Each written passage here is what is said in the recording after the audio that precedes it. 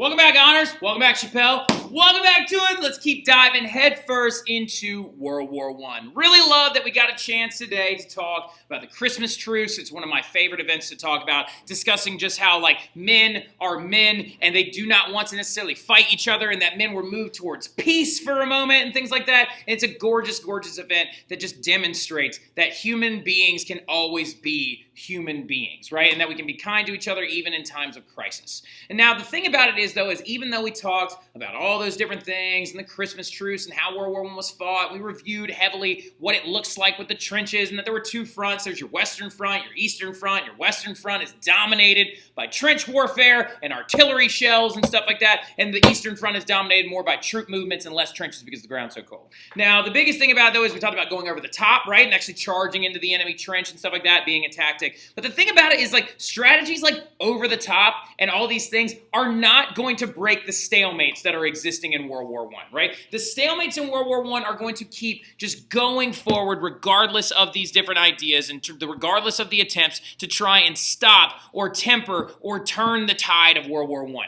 And the thing about it is, stalemates on both sides with the Central and the Allies, when they began to attack aggressively and use artillery bombardments and aggressive charges and over the top, is going to result in this huge, massive loss of life, right? Literally, people and the generals of the war during this time period, there's this one guy that I hate with a fiery passion. His name's Douglas Haig, right? He was the leader of the British soldiers and stuff during World War I, and I hate his guts because they would just keep throwing death and suffering at each other, hoping that something would work. And it just demonstrates to you that the Industrial Revolution created a war that human beings just weren't ready to fight, right? They didn't know how to fight a war with machine guns and tanks and artillery and things like that. And so it's going to lead to these stupid and very crazy events that are going to actually, these big battles that are going to lead to massive losses of life, right?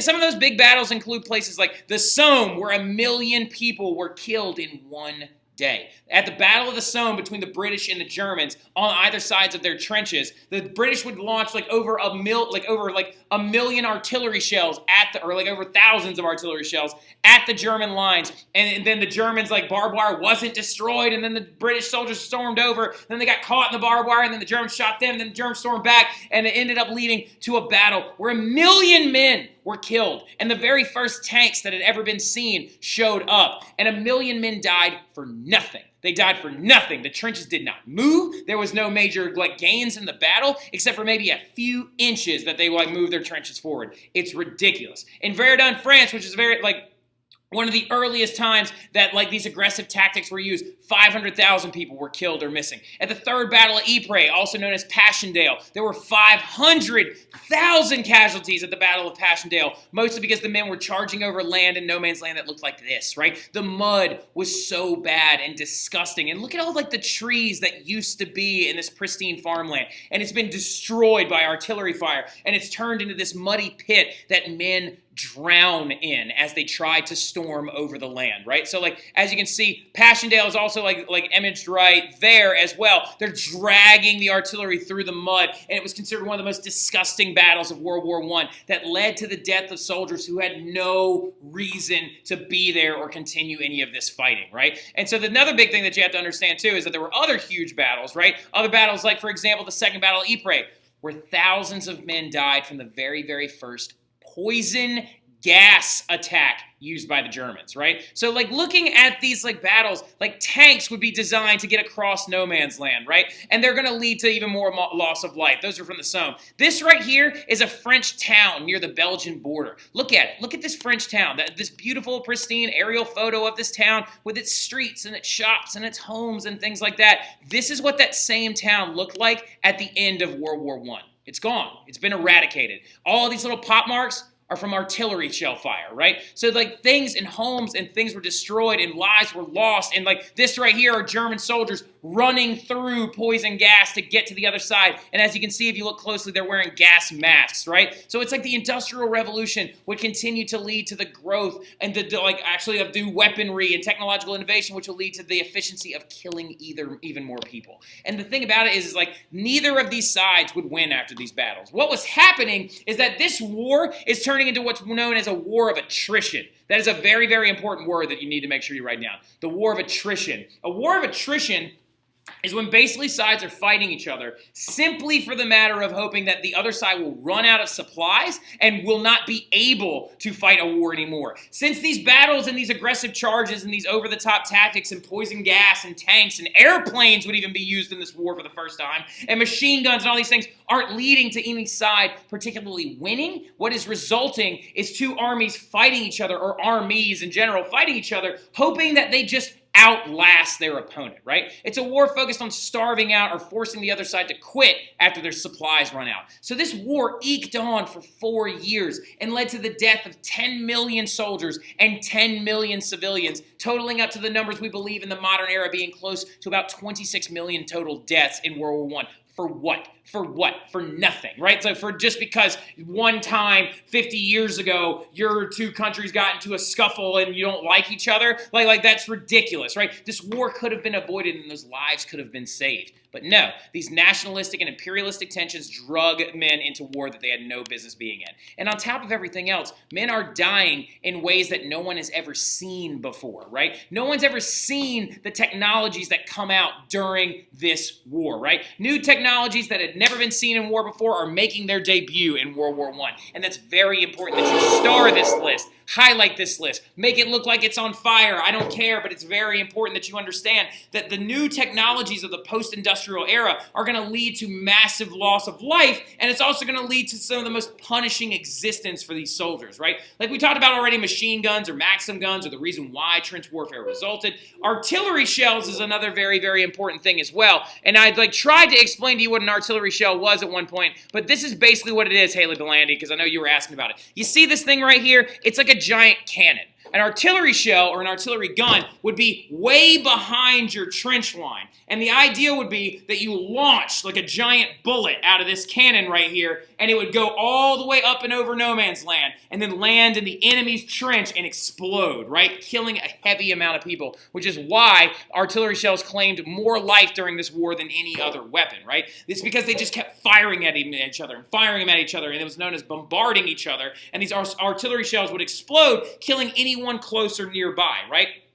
Now, on top of everything else, grenades would be of heavy use as well. Grenades that actually looked much more like this in the different sides and stuff like that. This right here is a German grenade. That is an American-British grenade, right? The German grenades were actually heavily weighted on one side so they could throw it further, right? It had a stick on it. They were called potato mashers as a nickname, and you would literally unscrew the cap and pull it off, and a chemical fuse would go down, and they would huck it because most of them couldn't actually throw the grenade very far. But when Americans showed up in the war in 1917, it's important that you know that America doesn't get involved into this war until 1917. When they showed up, we have sports and things like that involve us throwing objects very far away, like baseball and football and stuff. Americans had the ability to throw much more compact grenades that look much more like this. A lot of people call them pineapple grenades, actually. So now the big thing about it, though, in the long run, is you're looking at these different photos of these different weapons, right? Poison gas is going to be another major thing that gets used as well, and also gas masks. There were several types of gas that came out during this war, right? Poison gas, like chlorine gas, was used. Chlorine gas is actually non-lethal. It won't kill you, but if it gets inside your system, it causes massive blisters and boils to show up on the insides of your lungs,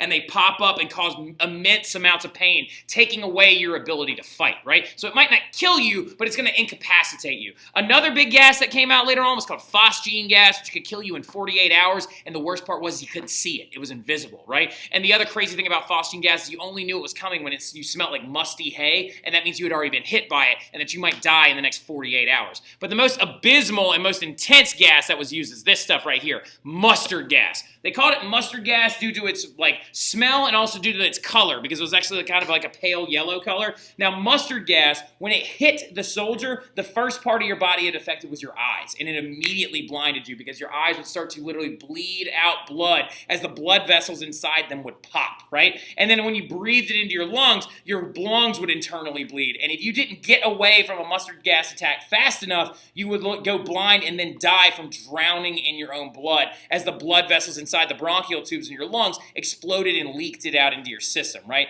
Tanks would be developed so you could get across no man's land. Airplanes were developed, and dogfighting came along. Submarines we already know about, Lusitania, and then also Zeppelins, messenger dogs. All of these different technologies came out in World War I to try and break these stalemates. Gas masks became a very important thing. This is actually a horse gas mask, just saying. And then these are dog gas masks. They even created gas masks for their dogs, right? So going forward as well, Zeppelins were used for bombing raids. And also, another big thing is, hey, Belaney, I also know I'm shouting you out twice right here, but you had a really good question in class. You're like, why didn't they just dig underneath? They did. They actually would plant explosives in no man's land from underneath and try to blow up the enemy trench line on either side, right? So now, big thing is, though, artillery shells. Airplanes is the very, very first time airplanes had ever been used in war before, and it was a very, very intense mode of fighting. But we'll talk more about the weapons themselves and stuff like that when we get into class. I'll tell you some like cool facts about them and things like that. But what we're moving into now is we're going to get into like how World War I is going to be affected like on the home front, right? That title at the bottom, you don't need it. That like end of World War I, I don't want you to get confused and stuff like that. But we're going to keep talking about World War I. But at this point, we're going to kind of switch gears a little bit because now we know how World War I was fought in the trenches on the Eastern and Western Front and what was going on.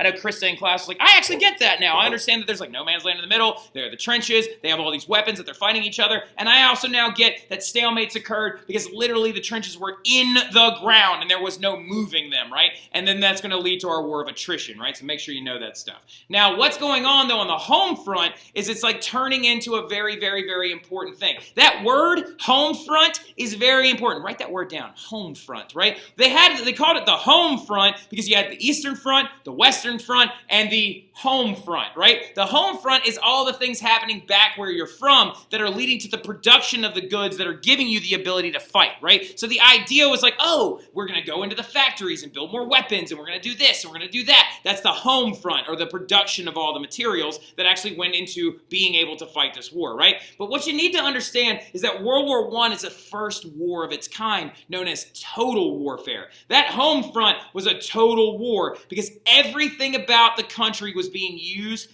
for the war effort, right? People were entering into factories to make bullets, not for themselves personally, but to send to the war effort. Let's say hypothetically your factory used to make cars. Doesn't make that anymore. Makes tanks and airplanes now to go to the war effort. Let's say your factory used to make clothes, like designer clothes and button-ups and all this stuff. Doesn't make that now. Makes uniforms for the army, right? So like total war is the idea that all of our resources are going into the war itself. You could also see this as the war progressed when we're getting into 1915, 1916, things like that, because it's so much of a total war that men are not even volunteering to go to war anymore. They're being forced to go to war. That's what we call the conscription acts or the draft, right? The draft is when literally soldiers were like not volunteering. It wasn't Isabella McCann walking and being like, I volunteer to go to this war anymore. You would receive a letter from at your house and it says, you must go and enlist and fight in this war. So they're being forced now to go and fight this war as well. And also, something else that you need to understand is that, yes, men are being drafted into the war. Yes, everything about the country's economy is going towards the war itself. That's that total war aspect. But also, war is very expensive, right? It costs a ton of money to be able to fight a war in the hopes that you will be like successful and that your country will gain money on the back end. But since war is so expensive, taxes are going to rise on individuals on the home front. And also, a massive amount of rationing is going to occur. As you can see right here, this is what rationing is. This is a propaganda piece actually for the U.S. In the United States, when we entered into the war, there's a very important component that you understand that in both World War wars, the United States is going to heavily ration its goods, right? And so as you can see with this poster, he's saying, we are saving you, so you should save food, right? So like well-fed soldiers will win this war. You would literally receive a ration card inside the mail that would tell you how much of certain goods you could and could not buy, right? So ration card, World War I. So like if you actually see what would happen, in all the countries, rationing began to actually like occur and stuff like that, and you would receive these different cards in the mail in like a lot of countries, especially in Great Britain and things like that, and it would actually have to be stamped for everything you bought, but you couldn't buy any more of certain goods because they had to be sent where? To the war effort, right? That's the entire thing. The entire aspect is this idea or concept that everything we do is going towards the war, right? Because like, of course I can. I'm patriotic, and rations points won't worry me, right? The idea that they're saving and conserving food to send to the war effort. That right there, that is total warfare, right? And the reason why total warfare is necessary at this point is because you have to understand it's all coupled with the idea of how you win a war of attrition, right? So like a war of attrition, which is what World War I has devolved into, is that concept of fighting each other constantly, hoping that one side will just give up, right? So one of the ways that you win a war of attrition is one, by starving out your enemy, right? So a big thing that does get set up towards the war's end and going into 1916, 1915, due to a lot of other things, are are these things known as blockades, right? We talked about blockades when we talked about Napoleon and the continental system. We talked about blockades when we talked about just about any war at any point. A blockade is basically the concept of keeping a ship from carrying goods in and out of a country, right? If your ship is coming in to bring food to Great Britain, Germany has several boats stationed telling that ship to turn around, right? Or sinking it. Now, British are going to set up blockades against the Germans, and the Germans are going to set up a submarine blockade around Britain, right? So the idea is that you're preventing supplies from going in and out of the country, hoping that they will run out of supplies or eventually starve them out to the point where they are forced to surrender, right? Another big thing, though, of how you survive blockades, right? Because blockades are going to lead to you eating less. It's going to lead to you struggling more. It's going to lead to us, it's like kind of what's happening right now in Russia with the sanctions and things like that, taking away certain products so they can't be used and et cetera, et cetera, et cetera. So what is going to happen, though, is you're going to see a heavy use of this concept known as propaganda, right? Propaganda is going to emerge in World War I as well as a method to try and win that home front war, right? To make people kind of ignore the fact that they're hungry, ignore the fact that they're starving, ignore the fact that they're actually like losing this war. And by issuing propaganda, it spreads the ideas of the war to promote a cause, right? Propaganda encouraged men to go and fight, to try and recruit them to avoid having to draft as many men. And also it promoted rationing, right? Rationing was heavily promoted because citizens had to live scarcely so soldiers would have more. And also citizens had to live scarcely so they could actually make the supplies last as long as possible, right? So propaganda is one of my favorite things. You have like right here, the U.S. Food Administration. A lot of these are actually American propaganda posters because they're written in our language so you can understand them. But this one right here is like sign your country's pledge to save food, right? To win that war of attrition. Destroy this mad brute that actually shows the German, like King Kong, stealing the Statue of Liberty and that you should go off and enlist in the army to help avoid this cause. This is one of my favorite things. This is a really, really cool concept. In the United States, people would dig these things called victory gardens, and a victory garden was literally the idea of growing your own vegetables at home so you could save food for the war effort. And this actually right here are a couple of victory gardens. These are children during World War I having a victory garden on top of their school to try and actually grow food and stuff like that for the home front while the soldiers were all fighting World War I, right? Now, you have to also understand, though, blockades, propaganda, an ongoing war that has gas, poisonous gas, airplanes, submarines, and really, really heavy hardships in it is going to be very hard on both citizens and the soldiers itself. So morale is going to become a very, very important thing. Morale is a group's feelings towards a war, right? Morale is going to collapse for civilians and armies during World War I. Germans are going to start sending troops as young as 15 years old to the front lines by 1917. England and Germany are almost bankrupt. The stalemate and food shortages and blockades and failures in battle are leading citizens to hating the war, and you're going to see massive riots break out because of it. Now, do me a favor really, really quickly. Hit pause and finish copying all this stuff down.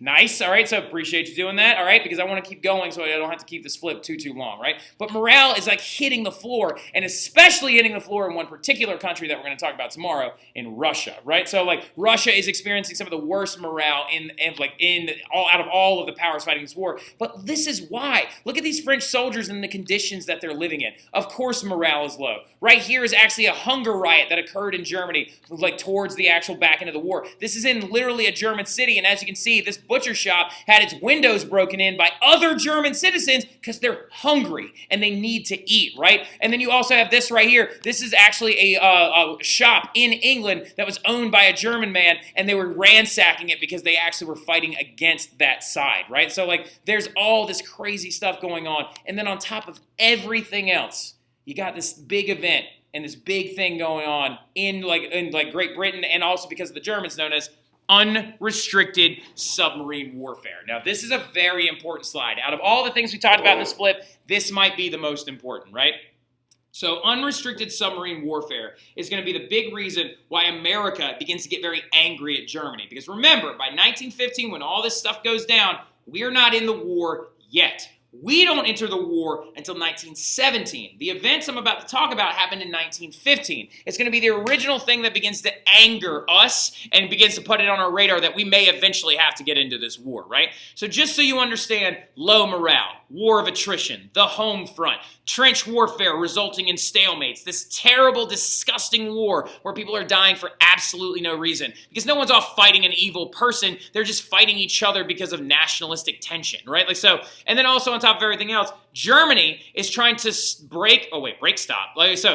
Germany starts hearing that the United States is sending goods, supplies, food, weapons, tanks, bullets to the British because we have been allies with the British for some time, right? And so the Germans want to stop us from doing that. So they begin to use a concept known as unrestricted submarine warfare. I'm going to say it again. Unrestricted submarine warfare is the idea of using a submarine to sink any vessel that may seem that it's carrying supplies, whether it be a civilian vessel, as in having regular people on it, like men and women and children and other people like that that are not involved in the war at all, or a military target, right? So basically, the submarines that were used around all of Great Britain to blockade Great Britain by the Germans are literally sinking any boat that passes by, right? Now, the thing about it is they went a little bit too far in 1915. In 1915, the Germans famously sunk a boat called the Lusitania, all right? So, highlight the Lusitania. They sunk the Lusitania, and the Lusitania was made by the same company that actually made the Titanic, right? That right there is the Lusitania. So if you've seen Titanic or know what the Titanic is, you know what kind of boat this is. The Lusitania is just a cruise ship. It's got men, women, and children on vacation on it, right? It's got regular people on there. And what happened was that the Germans sunk it with a actual submarine, an Unterseeboot, right? Like a U-boat. It killed 1,200 civilians, regular people, moms, dads, kids, grandmas. They killed these random, normal people, and 128 of those people were Americans, right? So, and the biggest thing about it is they did this. And this is going to be a very important point, though. But did the U.S. hide some stuff on that boat? Maybe. All right, so it's confirmed that the U.S. was sneaking supplies to Great Britain using cruise ships, thinking the Germans will never use unrestricted submarine warfare on a cruise ship. Well, they were wrong, right? And Woodrow Wilson is going to be furious. And he right there is the president of the United States during World War I, right? So he hammers Germany after they sank the Lusitania and after they continued to use this unrestricted submarine warfare tactics. And they demand of the Germans, they're like, if you don't stop doing this, we're going to get involved and we're going to declare war on you. And so the Germans go, okay, all right, we're done. We'll stop using unrestricted submarine warfare for now. For now. All right, so they do start it back up again in 1917, which is another big reason why we get involved. But for now, the U.S. stays out of the war because Germany pledged to stop sinking civilian targets, right? The British, though, are going to respond to the sinking of the Lusitania by taking the blockades of Germany a step further. They're going to start using minefields to blockade Germany. That right there is a sea mine, right? So as you can see right here, that is the water of the North Sea, the top of it.